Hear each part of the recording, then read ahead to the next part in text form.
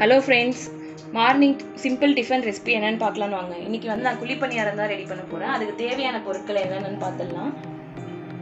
பொடி பொடியா நறுக்குன வெங்காயம் 1, 2 பச்சை மிளகாய், கறிவேப்பிலை, மஞ்சள்தூள், உப்பு தேவையான அளவு, கடலைப்பருப்பு, உளுத்தம் பருப்பு, கடுகு, தேவையான எண்ணெய், இட்லி மாவு.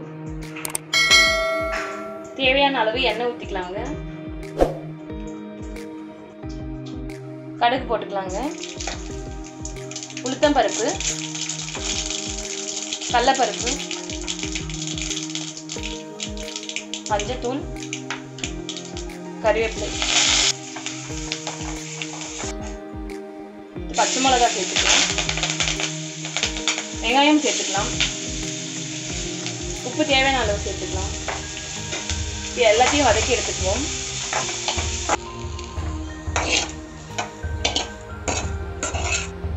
இப்போ நல்லா மிக்ஸ் பண்ணிக்கோங்க.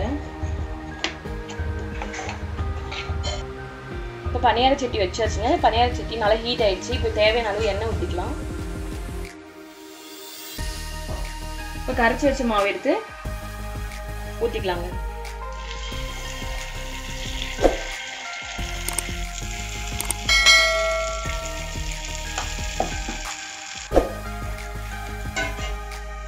குழி பணியாரம் பார்த்தீங்கன்னா ஒரு சைடு வெந்துருச்சுங்க. இன்னொரு சைடு திருப்பி விட்டுக்கலாம்.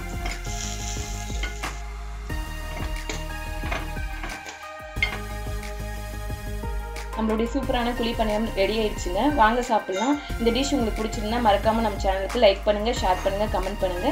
மறக்காம சப்ஸ்கிரைப் பண்ணிக்கோங்க. தேங்க்ஸ் ஃபார் வாட்சிங்.